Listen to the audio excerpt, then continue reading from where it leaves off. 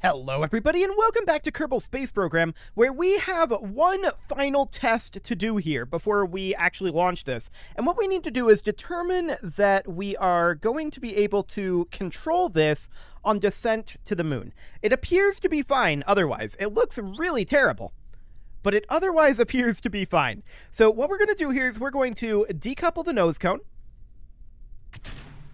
And away that goes. It'll come back, but that's fine. We're then going to decouple this. And we're now falling. So, we probably shouldn't let that happen. Sure. So, here's what we're going to do. We're going to revert that back to launch again, and we'll do the decouplings in a different position. So, what we're going to do is, all we need to do is check to make sure that this is controllable as we're coming in. So we're just going to put ourselves in like a 10-kilometer moon orbit, and we'll just decouple through the staging. So that'll be fine. This will, of course, be reverted. This is a simulation. So we're going to hop into here. We're going to simulate a very, very small orbit of the moon. And that's the minimum safe value for orbit. Sounds good. That's exactly what we want. So we'll set that orbit. And we'll just hop out over here. We don't care about much of anything here except that this is controllable. So, here we are. And we're just going to detach this. And we're going to also decouple this. Cool. And at this point, SAS on. We should definitely extend our solar panels. There we go. These should be in the same stage. Perfect. And then we will fire our engines. Oh, right. We didn't put any fuel in here. Fuel doesn't really matter. Our thrust to weight is almost certainly high enough. For the moment, for the purposes of this test, we are simply going to turn on infinite propellant for the moment. Okay. So that'll do. All we're really interested in here is making sure that this is controllable, right? So we don't need weight up here necessarily for that, although it will change our center of mass. Maybe I should revert it back. Yeah, we should make sure that this tank has at least some fuel in it. So, because that will change the center of mass, that is salient to this point. So we'll revert this back yet again. I'm off to a great start here. Fantastic. We will revert this back yet again, and we'll just transfer some fuel in. It's not going to be a big deal. Okay. So we don't actually want to have infinite propellant on, and we can pin this open, and pin this open, and boom. Okay. So we'll just load in some fuel here. Are we going to fully load it? Honestly, maybe. Yeah, let's go ahead and fully load it. So we'll just 2x time warp that to accelerate that process. There we go. And now we're going to hop back to the moon. Cool. So from here, we should be able to do this properly. Fantastic. So we are going to extend our solar panels. That is step 1. Step 2, we ditch this. This is not needed for the simulation. So we ditch this, and we decouple this, SAS on, and we'll just get a little bit of distance here, and then rotate over to prograde, or rather retrograde. So this will be orbital retrograde from the perspective of this. So we actually still need to be controlling from here. There we go. Until such a time as we land. So that'll be fine. And we're just making sure that this doesn't spin us wildly out of control. So we're going to start a braking burn here. It doesn't matter where we land. That's very loud. Okay, so we can see that that does pull us off axis a little bit, for sure. That's not good. It's a good thing we ran this test.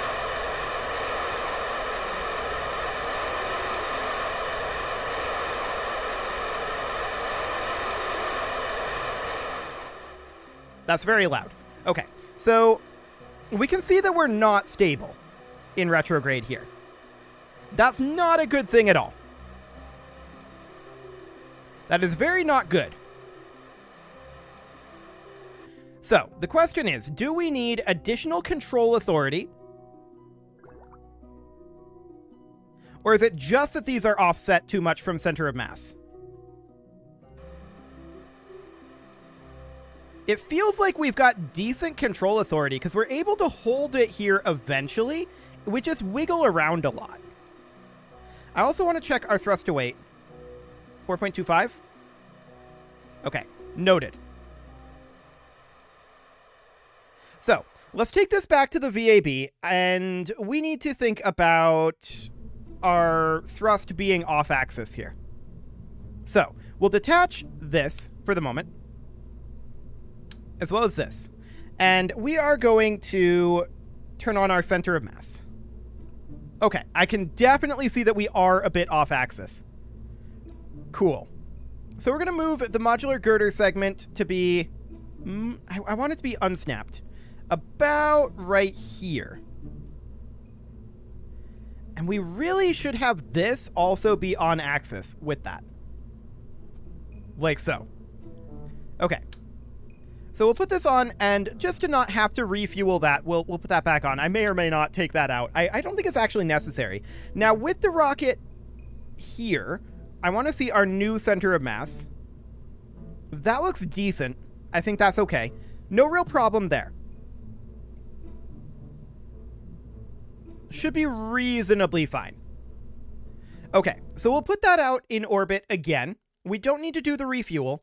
Let's see what that does to our controllability. Just by tweaking that thrust vectoring there. That should make it more controllable. We'll see if it's controllable enough. If it isn't, we may have to add an SAS. But we'll see. I would like to avoid that because I don't want to add more weight to it. So let's just put this out there. Cool. And see how this is going. Obviously, it doesn't matter that it's over the moon. It's kind of irrelevant. It's going to be either way. It's going to be pretty much the same. So we ditch that. We extend our solar panels, SAS on.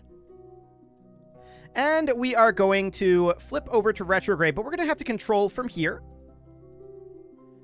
There we go. And we are going to just get ourselves a little bit of distance. There we go. Cool. Okay, now the question is, A, how much distance do we have? Do we clear this? I think we clear it. And B, how controllable is this?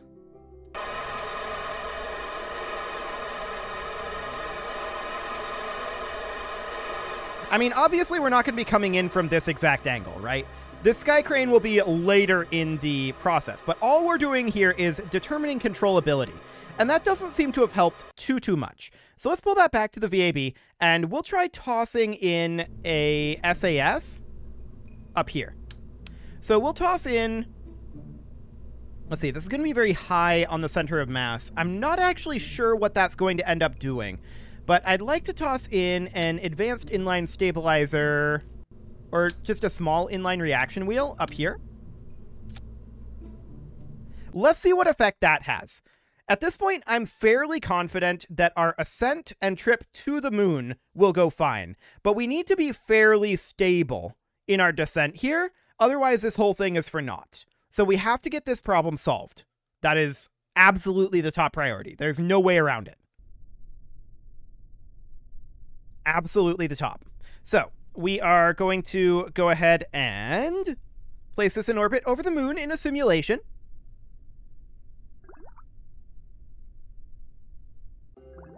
Okay. And let's see what that does, if anything. So we can go ahead and decouple this, as well as this. There we go. We'll get our solar panels extended. I really should fix this staging, but we haven't gotten to that just yet. And we'll get a little bit of distance here. Cool. We will control from here, which we'll do earlier on in the actual flow. Oh, wow. That's so much more control. Okay. That is much more responsive.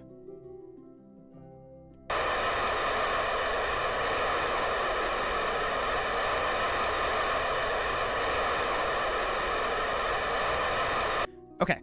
What does that look like if we turn off the gimbaling from these engines? That's the question that I have right now.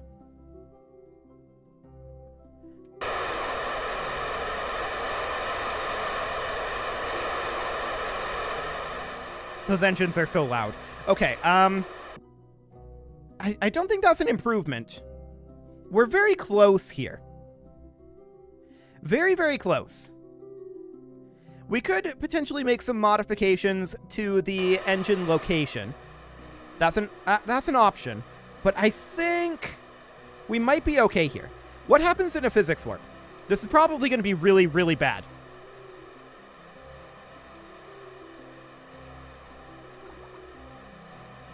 It's reasonably bad, for sure.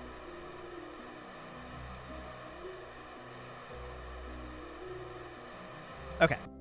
So obviously this is way more thrust to weight than we need. We're not going to be deorbiting with this. We're going to be more like this situation that we're in here. Now, we don't have access to KER. That is something we should probably add onto this. But for the moment, we're just going to bring this on down. And I'm going to commence this burn at about...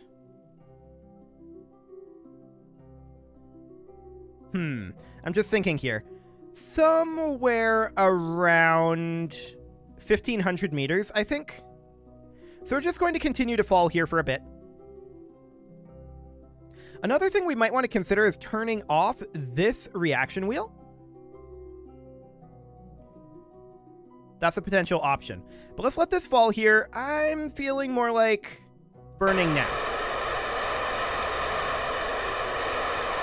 I think we burned too late. We definitely burned too late. But this is controllable.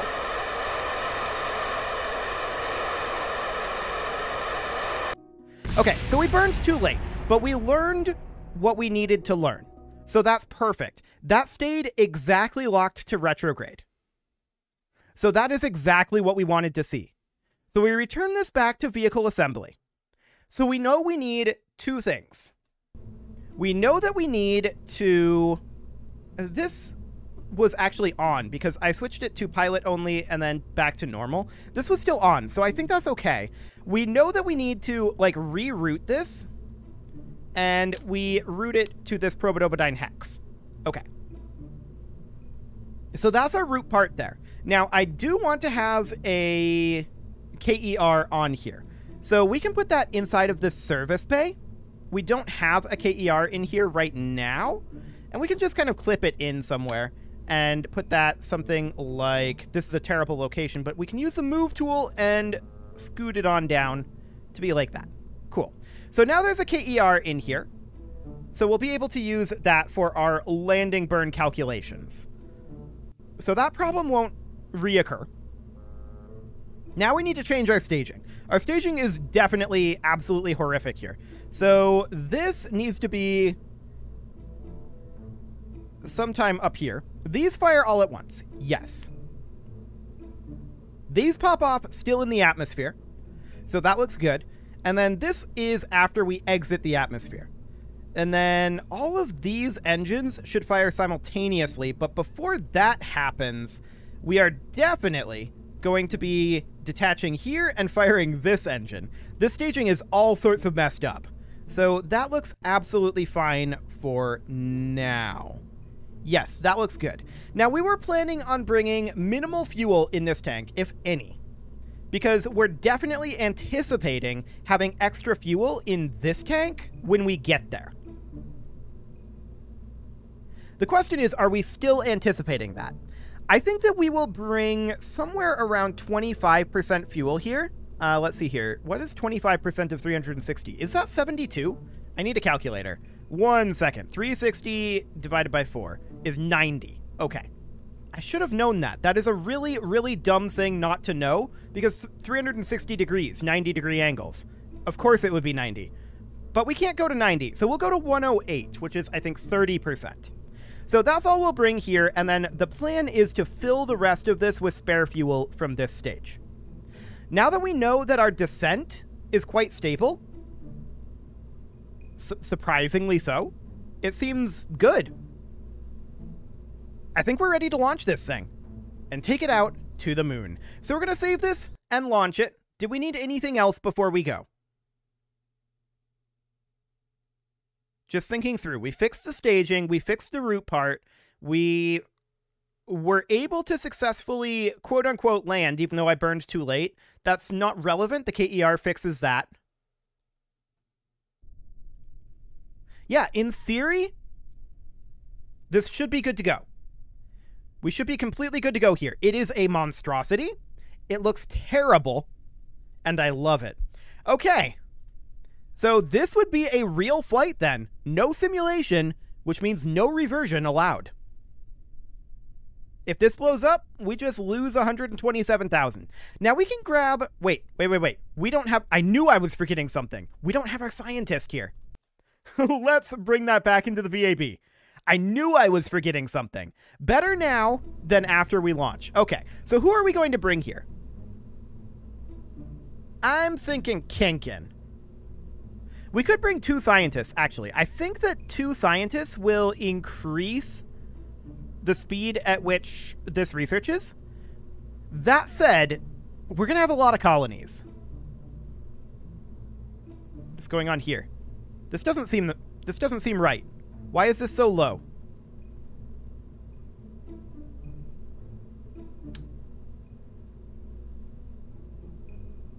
What?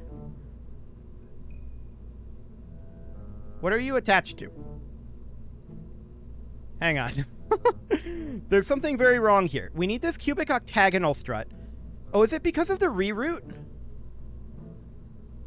I think it's because of the reroute. The way that it's clipped in makes things very awkward here. Okay, so we need to grab this decoupler then. No. We need to grab the decoupler. Come here, decoupler. There we go. Then we grab this fuel tank. Move this up. The fuel tank will need to be repositioned. This is really, really unfortunate that this is happening right now, actually. And the reason for that... Ooh, okay. Yeah, How are we going to fix this? Can we simply grab the cubic octagonal strut and move tool it? Or simply move tool the probodobodyne? That moves the whole thing.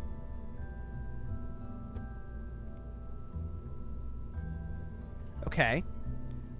Just the radial decoupler? But the radial decoupler is no longer attached to the fuel tank. That's, I think, the core problem here, is that the fuel tank is attached to the cubic octagonal strut, which is itself, I believe, attached to the radial decoupler. Let's see. Let's see how this changed the attachments. We were ready to go. But something is very different here, and very broken. Because of the tool rerouting. That's very awkward indeed. Let's put this on the pad and see what's connected to that radial decoupler. Okay, what is actually connected here? So if we decouple this, what comes off?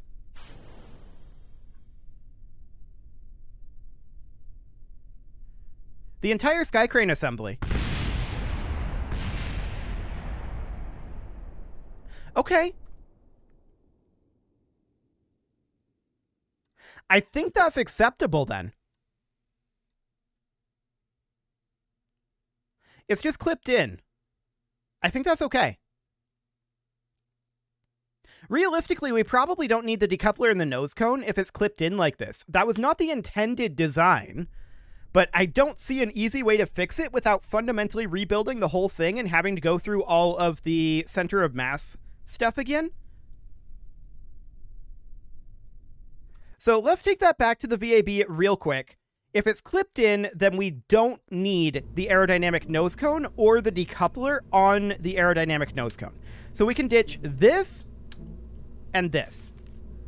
This was not intended to be clipped inside, but I guess it works.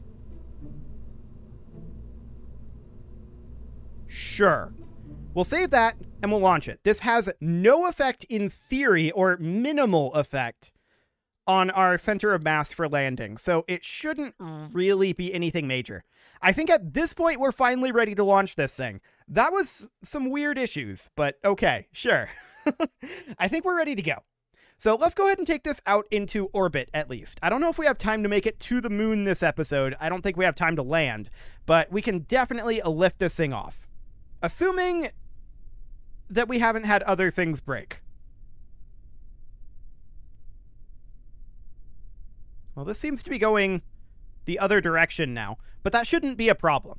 That should not be a problem to mirror this. So off we go. I'm sure there won't be any issues whatsoever here. So we're just going to slightly head downrange.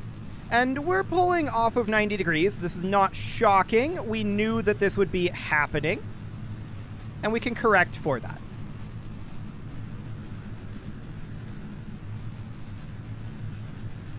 Okay. So there's some corrective burns happening there. We're still at like a 93 degree heading. We do want this to be as equatorial as possible, so I'll correct it again, but we are going to need to be at prograde when these detach. So we've got another 40 seconds there. 97. Yeah, we're definitely pulling this direction, upwards. So we'll continue to work on correcting that. There we go. 20 seconds until side tank detachment. And our apoapsis height is plenty high, so that's great. Continuing to fix this pulling, and actually, let's go ahead and grab all of this data for right now. Oh, we can't do that while stowed. Exactly, that's correct. So we ditch these, and at this point, our apoapsis height is plenty high. We're going to try to make our way over to the horizon here if we can. This is pretty far out of prograde. And we're definitely picking up a bit of roll here, but I'm not too concerned about a roll as long as we get it under control here. Roll is not all that relevant. Okay.